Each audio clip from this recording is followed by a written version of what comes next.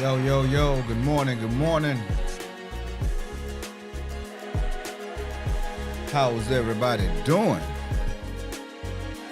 Yes, yo, life be lifing.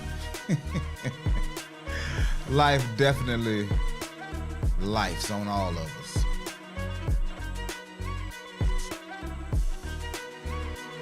Got my morning cup. I pushed the button this time.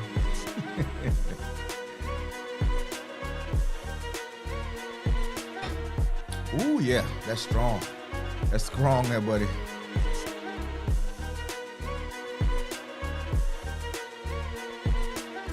What up, that chick? Yo. What up, Toronto?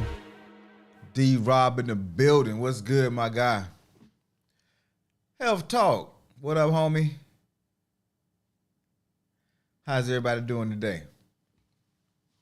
Craig G, I see you out there, bro. Do your thing, my guy. Do your thing.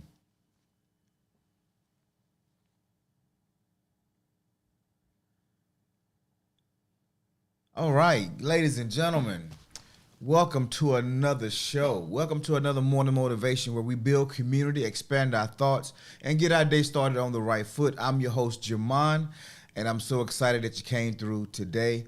On the way in, make sure you hit that like button. If you have not subscribed yet, go ahead and do so.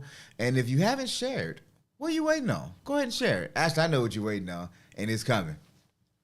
No worries. I'm going to do, we got some clips coming, some shorter clips coming out. So they'll be bite-sized, easier to share because everybody's not a fan of long-form content like I am, and apparently like you are. So we're going to have a little something for everybody. So shout out to everybody out there this morning. And yesterday we talked about life be lifing and all the things that happen to us in life, whether we're ready for it or not. T-Rob says, went to the gym last night. Sat in the sauna about 15 minutes. Sweat all the negativity. She demons out. Oh, out no lie. Okay, good stuff. Hey man, I think we call that self-care. That's what self-care really is, man. It's taking those moments, taking that time to truly figure out what works best for you. Getting in that happy place. Because stress is a real thing. It's called a silent killer, but we need stress. Stress. We're talking about stress, and we're going to focus in on some relationship stress today. But we're going to do a general overview just so we're all on the same page as far as why it's called the silent killer, but also why we need it. And so we're going to do a little D-Rob said, I just need to get that diet part down. That is a tough one. It's not. It's just that America is such a fat country as far as portion sizes, as far as grease content, as far as carbs and extra sugars and additives and, you know, things we ate when we were children. Or let me speak for my generation. Because it started with my generation. America started getting really fat in my generation because everything became mass produced and all these additives added and all the sugar-filled snacks and treats and, My parents' generation, when they grew up, to go out to eat was a treat. It wasn't restaurants all over the place. And when you went, you didn't get these huge portion sizes. You ate mostly home cooked foods. And you ate cakes and you ate cookies, but they were home baked. So you knew exactly what was in them. D-Rob said, no more Popeyes. Hey, man, I can't tell you how to live your life, but what I'm going to say, Popeyes should not be a staple in your diet. Maybe a cheat meal here and there. But if you see Popeyes more than 3 times a month, you living life wrong. And I only say that because there's some other places I like to go cheat at, not just Popeyes. But a Popeyes biscuit, y'all know I love breakfast. Y'all know I love a biscuit. But a Popeyes biscuit, oh man. I tell you, I don't know if it's a better thing in the world outside of maybe a Bojangles biscuit. Or maybe a Hardee's biscuit. Or maybe a Country Kitchen biscuit. Okay, y'all get the point. I love biscuits. Oh man, but yeah, all that stuff can't be a part of your regular diet. Can't be a part of your regular diet. It just can't be. It's not conducive to a healthy lifestyle, healthy living. So today, like I said, we're talking about stress, and I want to start with just a basic introduction video, something I found here on YouTube that really it does a really good job. It's pretty short, but it does a really good job of breaking down stress, why we need it, and why it's also bad for us. Too much stress is also bad for us. So let's see, can I pull this up in one piece? Yeah, I'm trying to save it for the end, just a little bit. Not the end. Well, you know what, you don't I see everybody, I'm looking at the chat now. Everybody's letting the cat out the bag. All right, so I was gonna push this down the road a little bit, but I guess we'll go ahead and do it now. I want to give a shout out to the best little brother a man could ever have. A little brother who, for all intents and purposes, is truly one of my best friends, one of my ride or dies. He's been the best man at my weddings. He's endured my growth. He still loves me in spite of me. So please, y'all, thank you for all the congratulations and the birthday love. But my brother, Craig G., happy birthday, my guy. Much love, respect, and I hope that you get to see many more. Yeah, you're right. That's true. I speak emoji very fluently. Everybody don't do it. But yo, Craig is a good dude, man. My children call him Uncle Daddy. Because he's been there every step of the way, his entire life. I can't say my entire life because I'm a little bit older.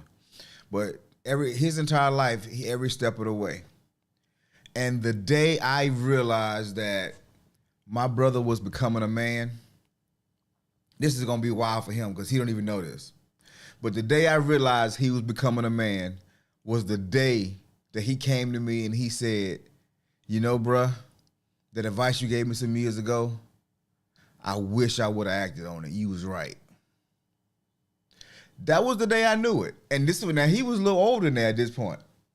Might have been, 27, 28, but I knew it then because he took the first step in manhood. The first step in manhood is accepting responsibility and being accountable. When you start to think more long-term instead of immediate day-to-day in my feelings kind of stuff. When you start seeing 5, 10 years down the road, that's the beginning of manhood. That's when you coming out of your childhood, your teen years, those early 20s when you just, me against the world, I'm just living my life. No. When you start to plan and to acknowledge some things and some mistakes, that's why I'm so excited for D-Rob. That's why I'm so excited for D-Rob, because he's at this space where he sees where he's been and he knows where he wants to go. That's when manhood truly begins for us. that accountability, that responsibility. That was the point I knew he ready. I can give him I can give him all the game now. He ready. He can take it. He can receive it. So shout out, bruh. Appreciate you for all that you do, all that you have done, and all that you will do. It's been many days I've called him and said, "Hey, bro, could you?" And I could tell he don't want to do it, but he'd be like, "All right." But what is family for, right? What is family for? All right, now that the mushy is gone.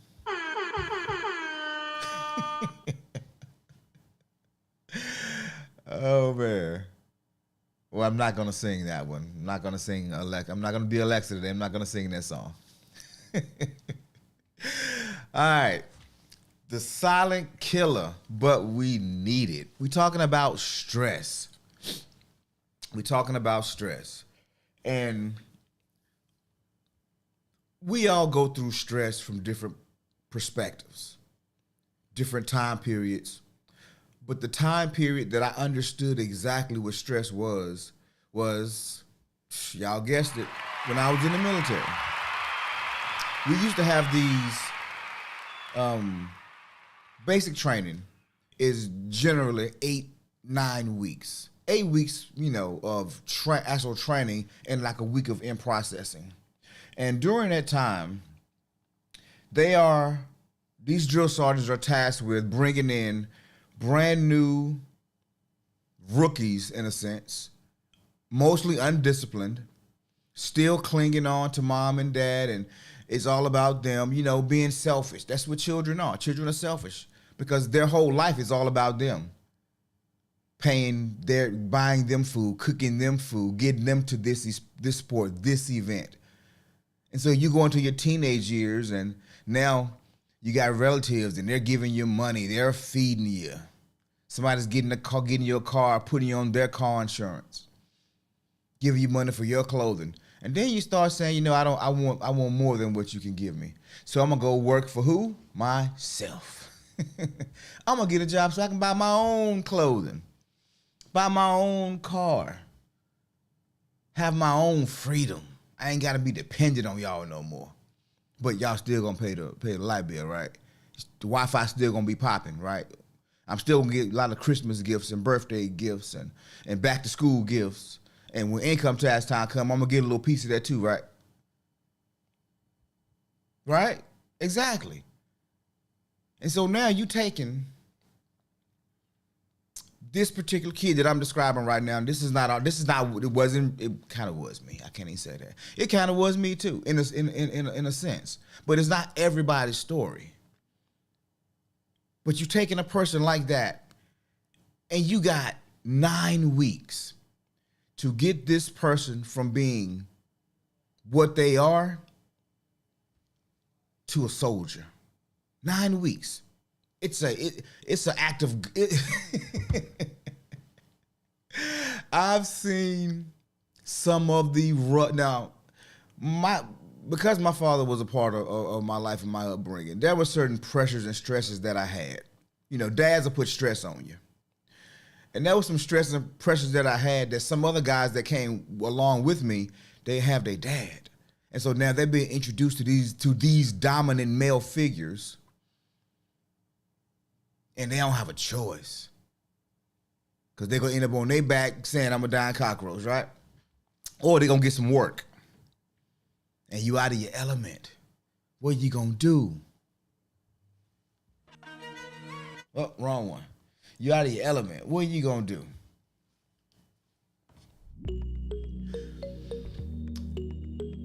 And they go in on this day.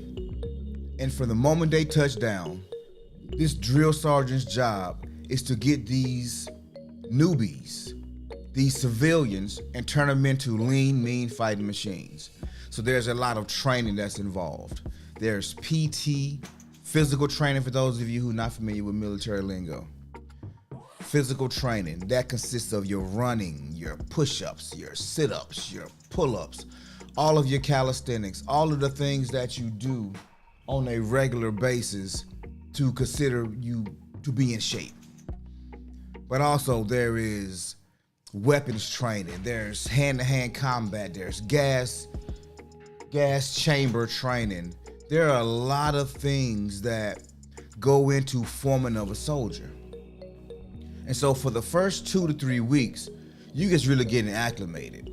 You're in a space where you're trying to understand what this day-to-day life looks like. And then they give you a weapon. An M16A2 semi-automatic rifle. And they teach you all the basic components of it. How to break it down, how to put it back together, how to load it, how to clear a jam. They show you all these things. Because if you're using your weapon, or any weapon, you need to be competent of how it works. You need to be able to assemble it in a certain amount of time. And sometimes blindfolded. That's how acquainted you get with your M16. Then they go to the ranges. They take you out to certain spaces. And I think one of the things that happens is you go from not being able to have a weapon to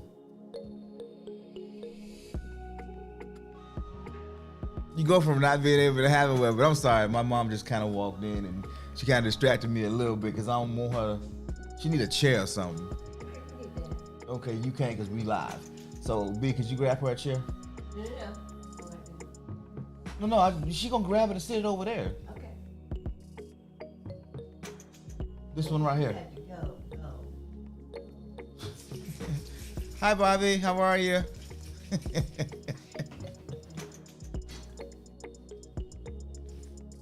Yep, we clear. All right, you good. All right, sorry about that.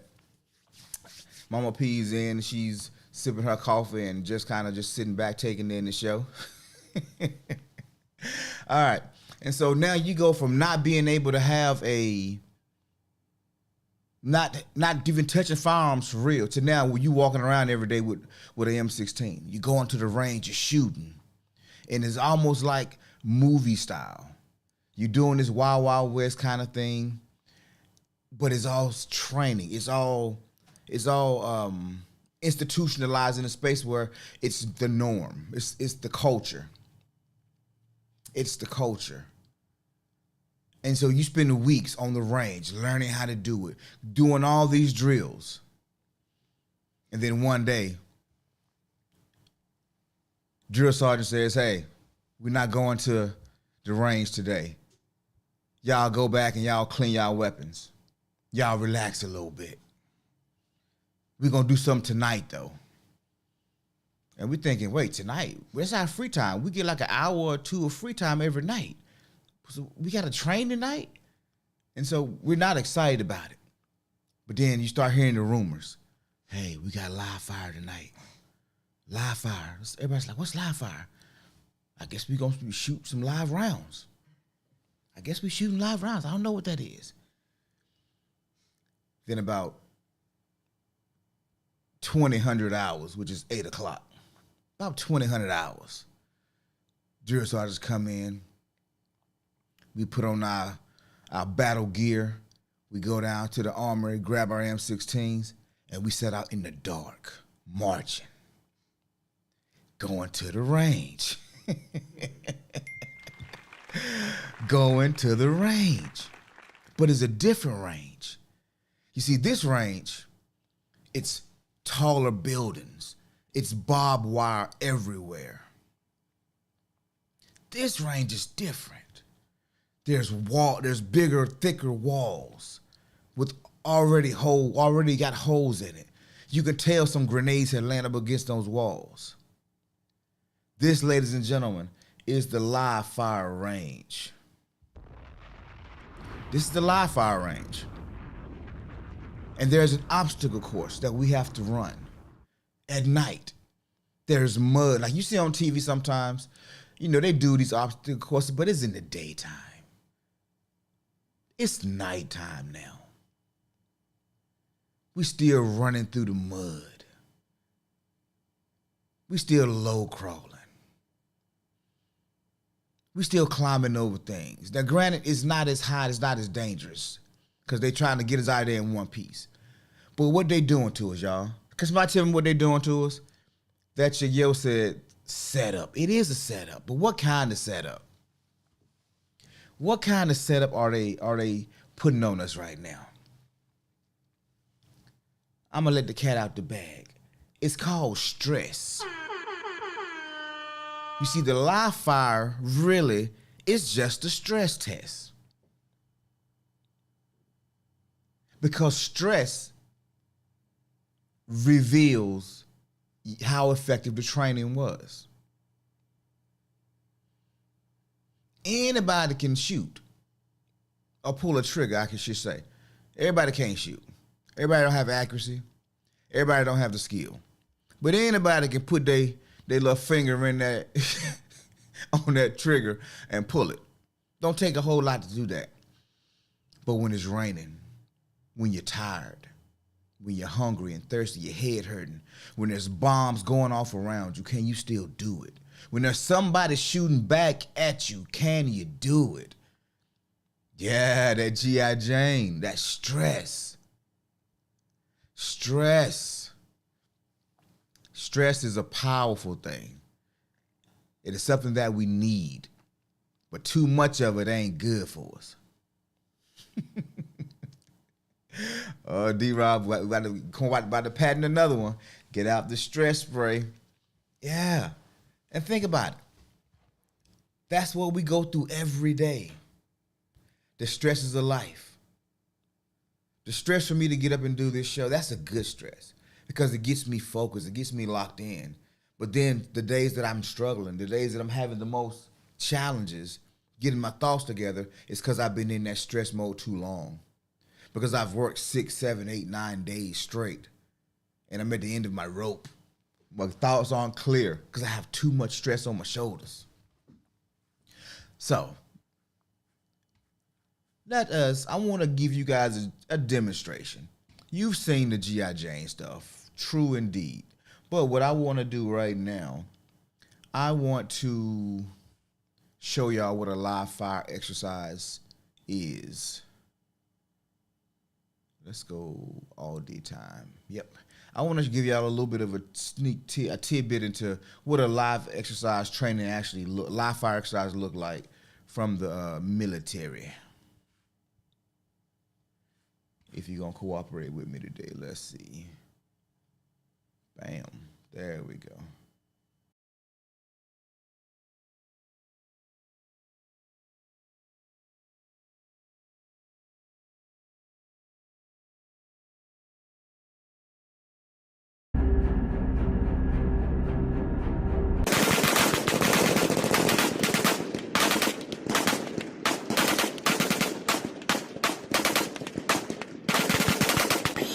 And so this is daytime training, 75th Ranger Regiment. And so these are the guys that they send in to go do all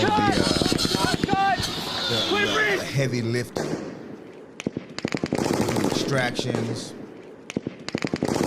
They do it in generally 4 to 5 man squads. You see all the machine grenades going off. They're moving through, and there's an evaluator behind them. He's checking. Because when you get in real life situations, this is what you got to do. So you got to make sure your timing is precise. You got to make sure you have all of the necessary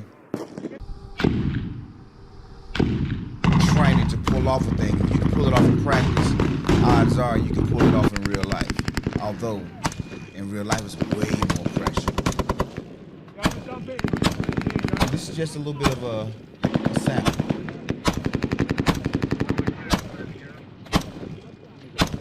of what actually happened. But now just picture it being dark.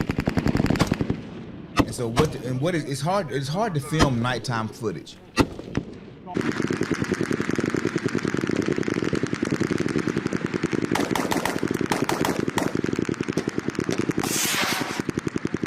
It's good training. Real good training. You know, war combat is not as sexy as it looks in the movies. And you don't really get you don't get a do-over. You do it wrong. Roll back. It can cost you your Eagles going to close your battle buddy's life, your brother's life, your sister's life. Breach set, fire the hole. costs us our freedoms if we're not trained and prepared.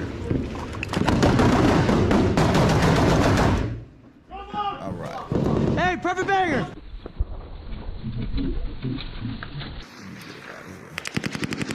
All right, that's enough of that. But I just want to give y'all a little bit of a sample.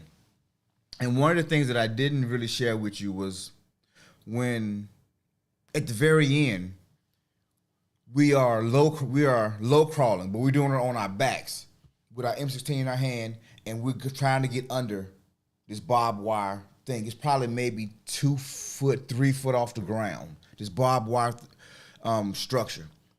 If you stand up, it'll cut you, so you got to stay on your back and you got to be scooting back. But as we're doing it, they're actually firing live ammo over our heads. And the reason we know it is because we can hear, whew, whew.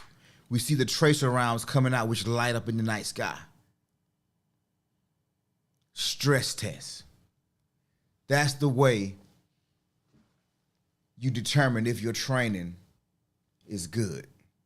The military spends millions, billions of dollars every year training soldiers to do their jobs, training soldiers to be combat ready. When you go to the doctor, if you're having some heart challenges, the first thing they'll do is put you on a treadmill, hook you up to some monitors, put you on a treadmill, and watch your heart rate. Stress tests on the heart. How durable? How healthy? How much can it take? It's a stress test. And I know y'all asking me, what does this have to do with anything? Suppose we talking about relationship stress today, right? Well, why is it that we spend so much time training for our jobs, training for athletic events, training for military service, training for health in the gym, but we spend very little time training for relationships? Why is every relationship, well, I can't say every relationship, but we go into every relationship hoping that this one is the one most of the time. Sometimes we get on that demon time and we ain't here for a long time, but we just here for a good time.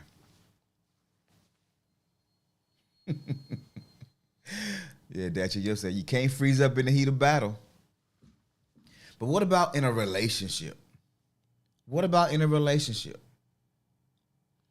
What happens when you meet this person and you have they check in every box that you have.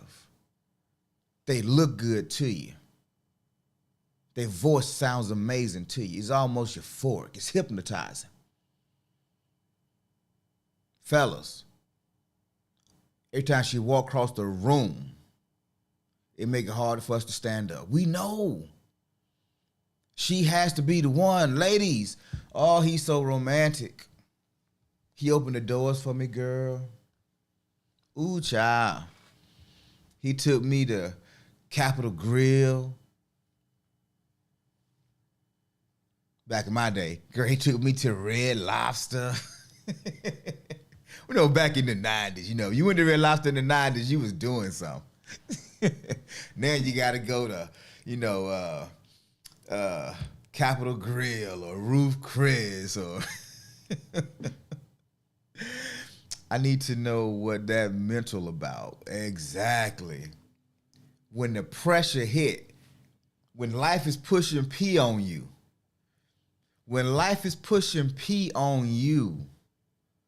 what are you gonna do? Stress.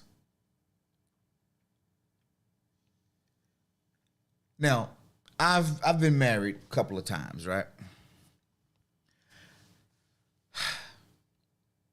My ex, we met in May of 1997. No, 9. We met in May of 1999. And y'all, can't make this up. We was married in October of 99. We were not friends before we met.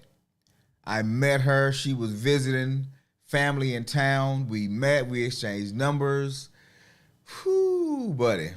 A month later, she was pregnant with my son. 2 months later, we was officially living together. And then a month after that, 2 months after that, we was married. And living in Alaska, of all places. Now, I took all this time. You know how long it takes to become a soldier? And not just past basic training. After basic training, there's your job training. Then after your job training, there's your regular duty station where you still go through training. Sometimes you train for years to become proficient, not just adequate. You adequate when you come out of basic training, when you come out of AIT. When you go into your regular Army career or your military career, you have to have a certain level of proficiency. To be a starter on a squad or to get a promotion at work, there's training. To get certain jobs, you have to have a training, you have to be educated. We do all of that stuff and then we get into relationships and we don't have the training, we don't have the education. And once you get past the honeymoon phase, when all the oxytocin, all the endorphins, they start to subside and y'all start to get used to each other. That's why people say, you didn't see all those red flags? No, girl, I was in love. Nah, bro, she had me gone, dog. I was gone. I can't even front, man. I was gone. And because we fail to do that with the relationship, there's a false expectation that relationships are just going to work out. We're going to find the perfect person for us. That chick yo says 0 to 100.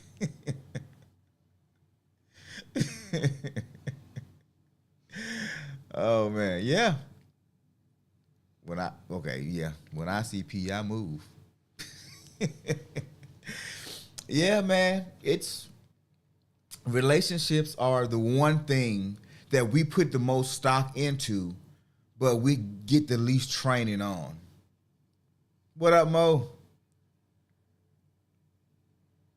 We get the least training on relationships, and most of us is trial and error. And we pick up baggage from this relationship, then we take it to this relationship, to the next relationship. That's why the divorce rate is so high. That's why we have so much trauma as it relates to relationships. Because we invest in everything but our relationships. A little while ago, my wife and I, we've been doing a lot lately. And between preparing to buy this house, preparing to move, preparing for this year and all the things that's happening this year coming up, we've been under a fair amount of stress. And we were having a conversation one day, and she asked the question, hey, why didn't so-and-so do this? And I responded, babe, why don't you let me worry about that?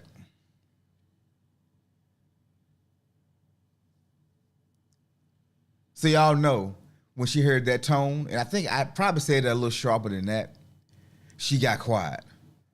And then I got quiet because I knew, dang, all right. I'm tripping right now, right? But I'm in my feelings for some reason. I'm not sure why I'm in my feelings, but I'm in my feelings because I don't want to have this conversation. Because understanding your attachment style, my attachment style is dismissive, avoidant. So when there's stress or things that come up, guess what I don't want to do? I want to avoid the conversation. I don't want to talk about it right now. Shout out to my wife, though. My wife ain't built that way. My wife needs to know. She needs to know as many details as she can get. Ain't that right, boo? She needs as many details as she can get because she wants to understand. She wants to see how can I help, or what can I do, or she wants to know what she can do. Me, I'm the opposite. I need to get away from it for a few minutes. It was Sharp Baby. My bad. My bad.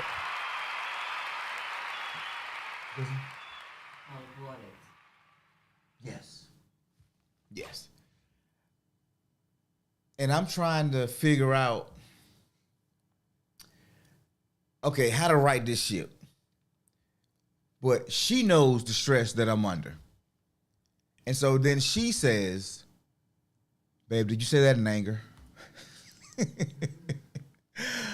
I said, I don't even remember the answer that I gave. I think I might have said no, but I was thinking yes. But I didn't mean to say it in anger. It was just it was just sharp. No. Okay. See, if I give her the details, now she gonna be on me. Yeah, ladies, y'all know how y'all do. Well, did you do this? You said this. Did this happen? Did this happen? Y'all gonna keep us on track. I just need to be. I need to be disassociated with it for a few minutes. I'm gonna get right back, but I need to step away the process, and I don't need you kind of just, hey, babe, babe.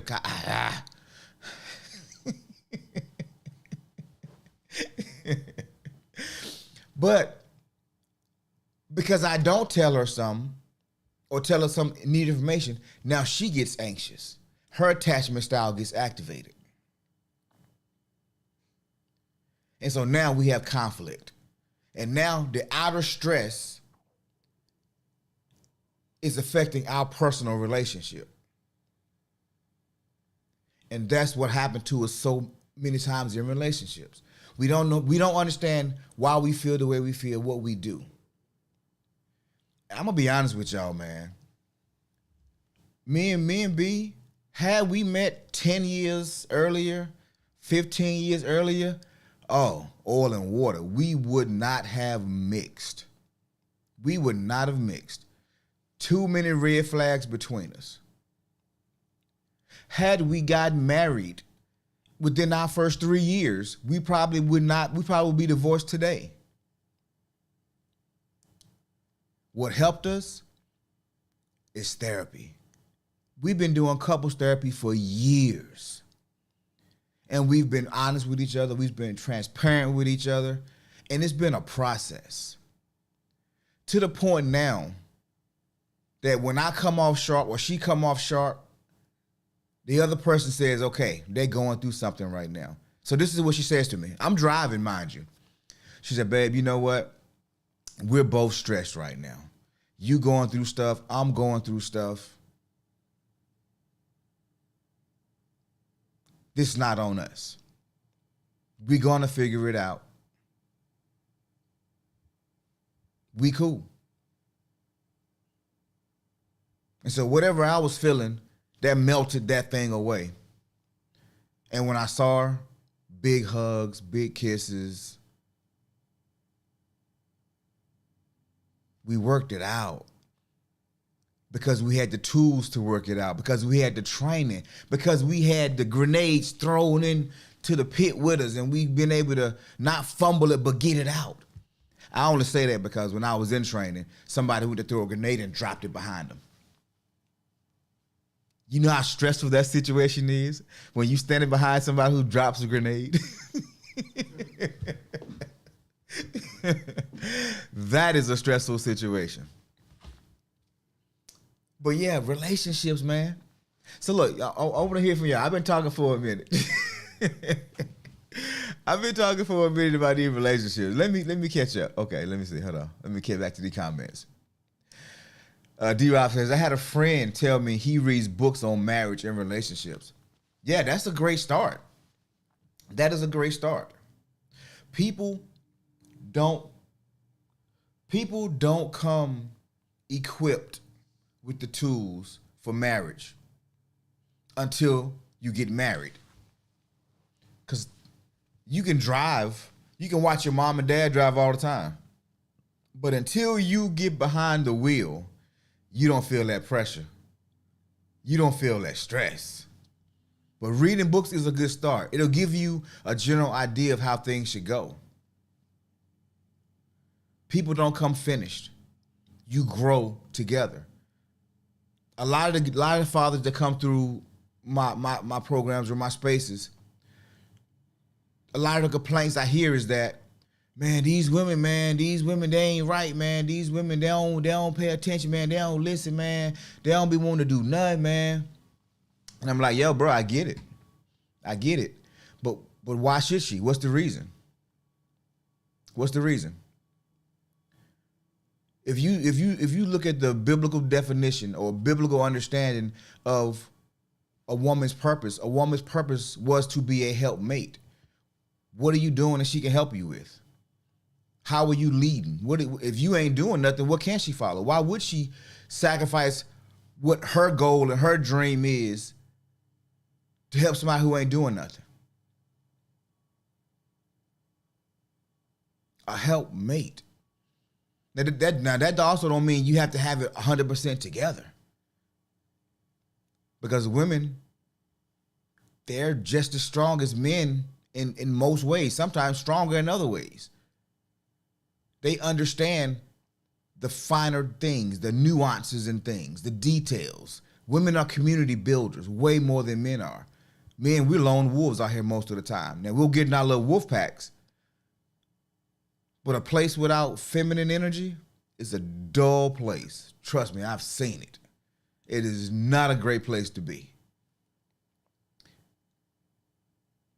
Men need women, women need men. However, men, we have to be on our stuff because we are the ones who are supposed to be leading, setting the standard, setting the example, but also being willing to follow her lead when it comes to her expertise.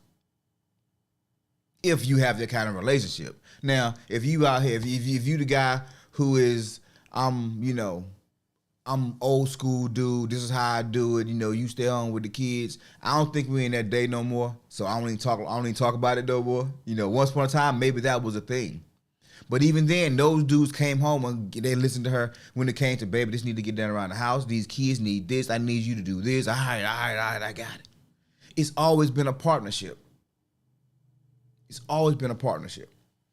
But anyway, B said, yeah, man, give me the details and I'll leave you alone. Okay, wait. What that shit yo said, now don't act like y'all men don't do that too now.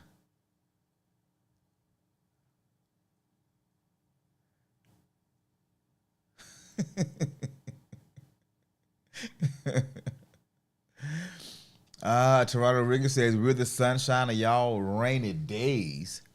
You know what? I can't even dispute that. Cause I'm telling you, bro, when you out in these streets and you working hard, you trying to figure this thing out and you got so much coming against you. And then you walk home and you walk into these smelling good and sexy arms and face and smile, and it's just you are the sunshine of my life, right?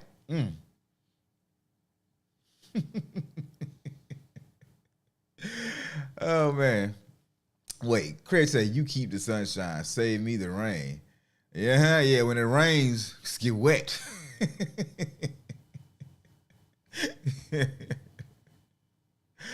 Hey man, rain is peaceful. Tell it to the people during the monsoon season. It ain't peaceful. It's only peaceful after you've had some sunshine. What Eddie Murphy saying, Vampire in Brooklyn? If every day is a sunny day, then what's a sunny day? You gotta have balance, my guy. You gotta have balance. And I think that's what we miss so much. We go so hard trying to be whatever and achieve whatever, and we don't have the balance. The work-life balance is a real thing, and that's what I'm struggling with right now. Because I've done some things that has thrown off my work-life balance, and I'm more work than life.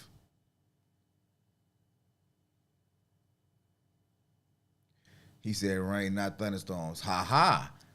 But the rain precedes the thunderstorm. Keep raining long enough. That's a storm coming. You better enjoy that sunshine while you can. But yeah, if me and my wife had met years ago, neither one of us were ready for each other. We were not ready for each other. Cause y'all heard about me, I done flap some drapes off the window. I may or may not have seen a plate fly across the room once upon a time.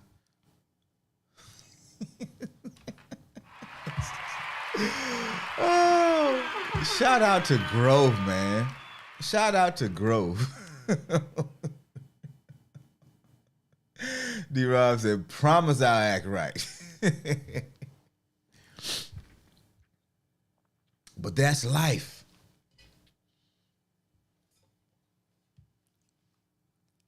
I know this is a rhetorical question, but everybody has relationship stress from time to time. Everybody does. So I'm going to ask y'all, what are some ways or some things y'all do to help mitigate some of the stress y'all feel in y'all relationships?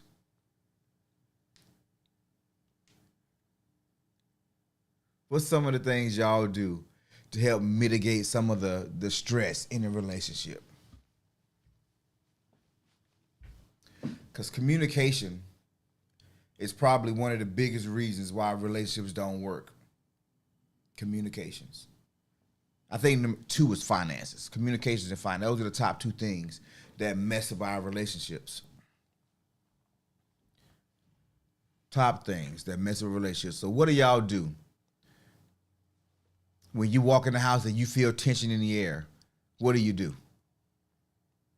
When you wake up in the morning and the morning routine is different, the greetings are off, what do you do?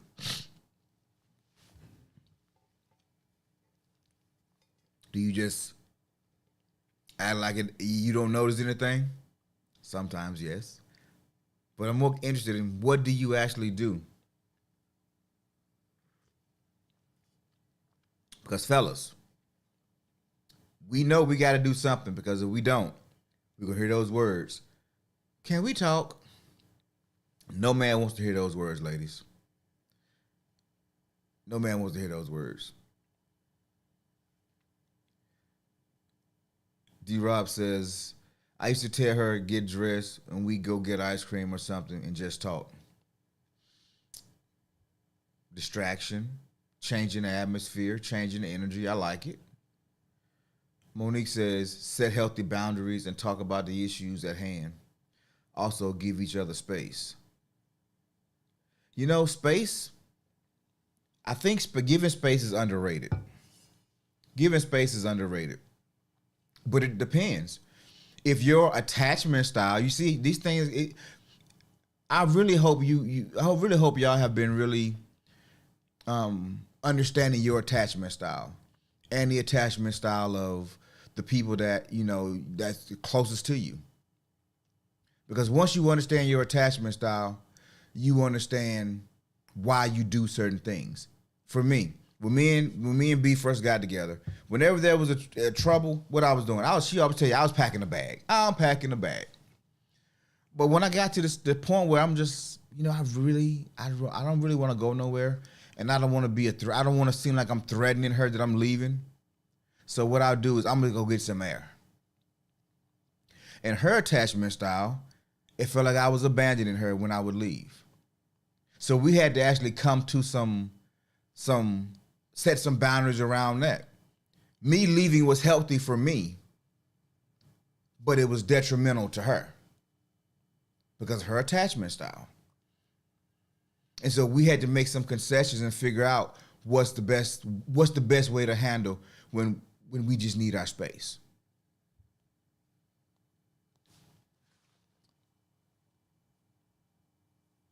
Monique said, nah, I'm the let's handle it now. We gonna do this now, bruh. D-Rob says, pour up some wine and some whiskey, throw on some Neo Soul. Monique says, okay, oh, your husband feeds you. Why is it that food is like the magic pill, ladies? Is food is really the magic? Now I know for my wife it is. I know it is. So apparently Monique's the same way too. But what is it about food that just makes everything okay? D-Rob says, I think space may be the best answer. Head to the gym for a while and come back.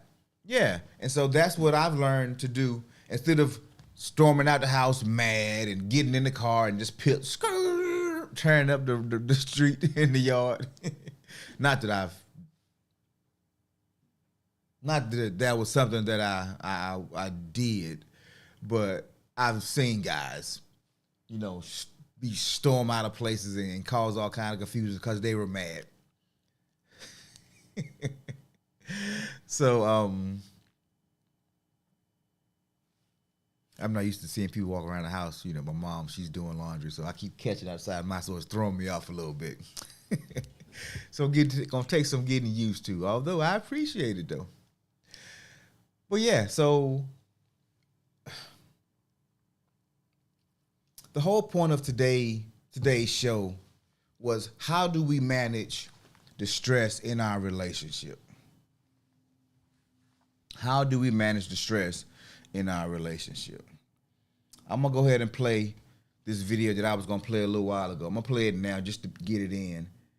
And let's see, Monique says, you better go to the next room. But I used to leave too until our friends put their foot in our behinds. Yo, shout out to the friends. Shout out to the community, the support circle. I like it. They even came and got our daughter and left us in the house looking crazy. But it worked. I like it. D-Rob says, I learned one thing about myself. I will not have the answer right then and there. I need time to think. Boo gave me the eyes again. Food doesn't work with me. I can't eat if I'm feeling a certain way. Give me perfume and kiss me and then let's talk. Facts. See, you know yourself. That's what I'm talking about. Knowing what works for you, but also conveying that message to your partner. And you can't say it one time. I know we think I got to keep repeating myself, but remember, people love or give love the way they want to receive love. And it takes a while to switch that gear in the mind that says, okay, how do they want to be loved? How do they want to be loved? What do she need? What does he need? How? Okay. Because we're different people, my attachment style, my love languages are different than her attachment style and love languages. So I have to be more conscious. And it is a struggle sometimes because of stress. Stress reveals the cracks in your relationships. Stress reveals the cracks in your character, in your personality. If you low on money and you go into the store and somebody dropped their wallet and you see a 20 hanging out, you see the person drop it, but you ain't got no gas in your car. Stress. I'm talking about stress, y'all. Stress is the real kryptonite. Let's see. D-Rob says, I remember I called my mom about a situation. She said, boy, you better get in there and apologize to that girl. Is that a beverage?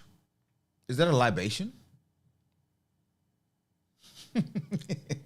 Of course, Monique would love D-Rob. Look. You gotta get in and apologize to that girl.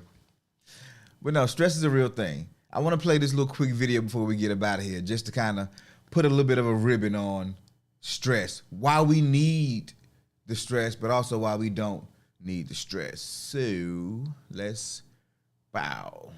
I'm gonna make that full screen, I think. So let me take it off.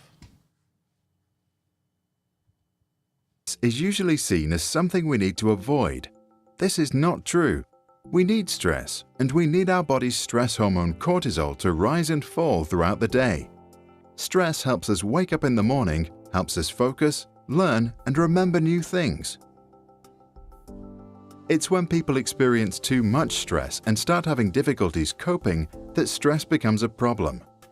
High levels of stress can disrupt the natural changes in the body's stress response system, and start to affect our physical and mental health.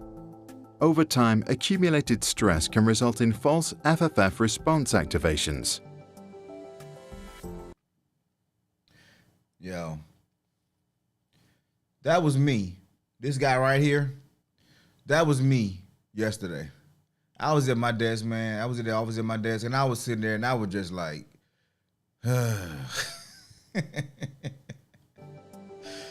oh, man. When trying to measure our stress tolerance, the bucket analogy can be helpful. Our stress tolerance, or the size of our bucket, is a product of our genes, personality, and life experiences, and its size varies from person to person. The water in this analogy is the combination of all the stress in your life. We use the coping strategies we have available to keep our bucket from overflowing. They are like taps that allow water to drain from the bucket. Stress can include training, work, school, relationships, finances, moving, changing jobs, or the loss of a loved one. Both positive and negative experiences will affect the water level. Yep. A big bucket can hold more water or stress before it overflows. With a smaller bucket, less water is required for the water or stress level to become critical. While you can't change the size of your bucket, you can make life adjustments to reduce water coming in. You can also learn new coping strategies and stress management techniques to allow water to drain out.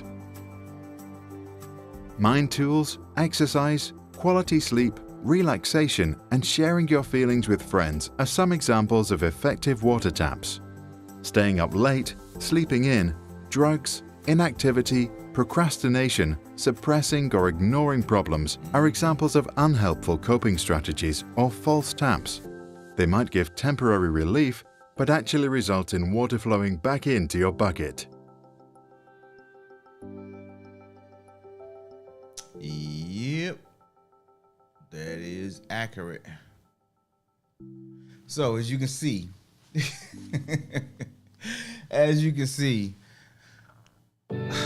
everything.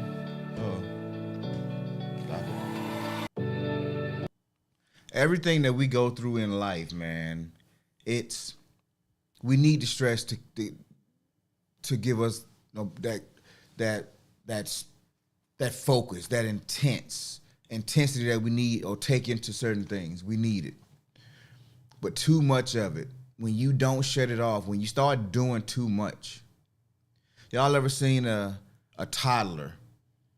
And the toddler start playing, and then they get real active, and then they just get louder and bigger, and then they're jumping on stuff and doing wild stuff.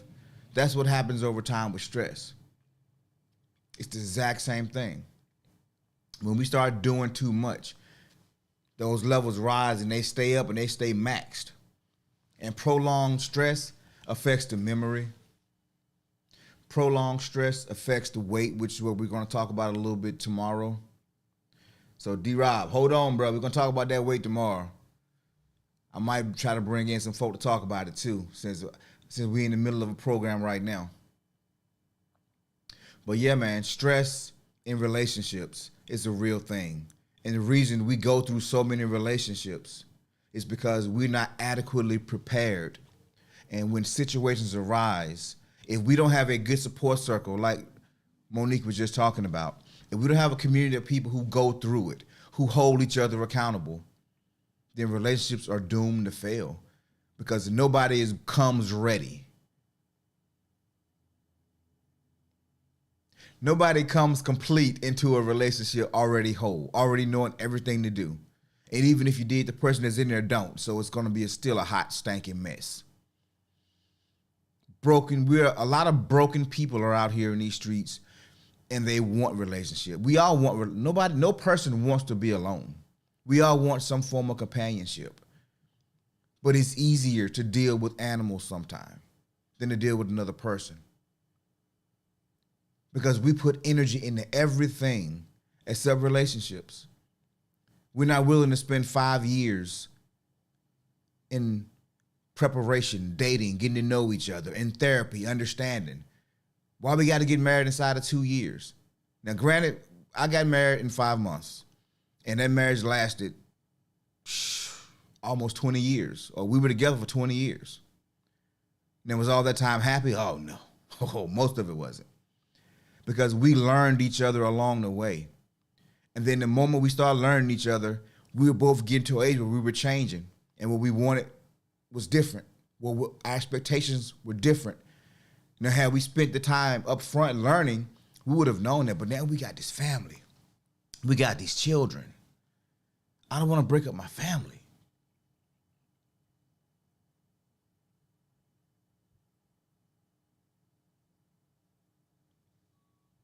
But this time, I truly did the right thing. We got to know each other. We learned to trust each other. And then when we decided that we are who we want, she convinced me to do therapy. I would love to say and take credit that I was the one who decided we were going to do therapy. But y'all ladies know, guys, we ain't trying to do no therapy, man. But she convinced me to do it. And it didn't take a lot of convincing because I knew I didn't want to repeat the same mistakes from my past relationship, my previous relationship. I wanted to be better. I wanted to get it right this time. And so literally 2-3 years of therapy, twice a month, just check-ins, what's going on? Well, let me tell you what she did. Let me tell you what he did. And we put the time in. And so now when we get stressed, the stress doesn't wreck our relationship. And when we have relationship stress, it doesn't wreck the other stuff. Because we got the tools now to figure it out. We got the tools now to bring our best selves even when the times aren't the best.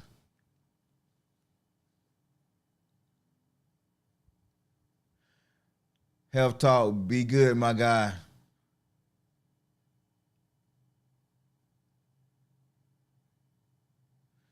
Oh, man. Praying for healing for the little one.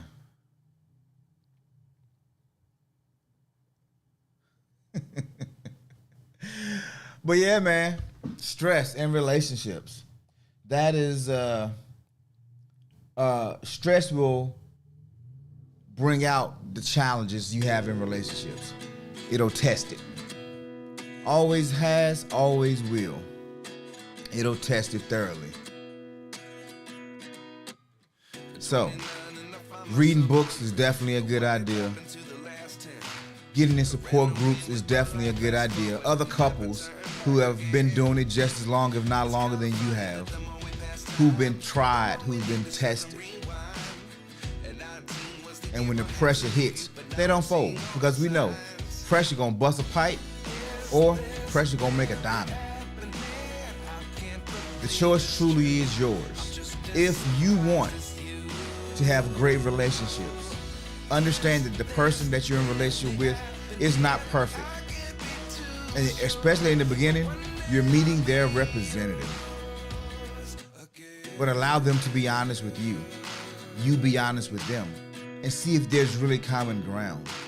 And see if there's really something that can be built upon, a future. Somebody that you can share all of your hopes and all of your dreams with. You can be yourself with. There's so many people afraid out there, afraid to really be who they are, and they listen to everybody else and they're conflicted because they're not happy with them. So they're trying to be this and trying to be that and trying to take pieces from everybody. And they're confused and they're out here trying to get in relationships with the people they think they want to be in a relationship with, and they're pretending. Today, going forward, stop pretending. Love yourself. Embrace who you are. Become the person. Be the person that you said you always wanted to be. And you'll attract the person that you need. And I'll be honest with you. I will take the person that I need over the ideal person any day of the week. And just so happened in my case, the person that I needed was also my ideal person. But we didn't jump the broom overnight.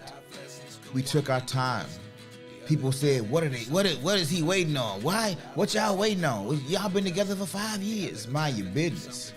We try to stay together for the next 50. We know what we doing. We doing the work.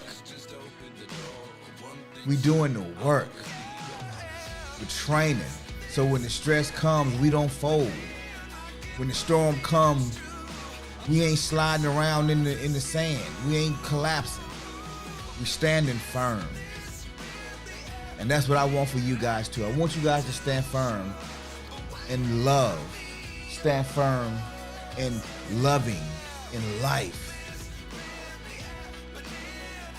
Malik just said to be true to yourself and love yourself. But life is worth the living, but you gotta do the work. Because if you don't, stress will test and it more than likely will tear it down. So I'll see you guys tomorrow, man. Y'all be blessed. Have a great day no matter what.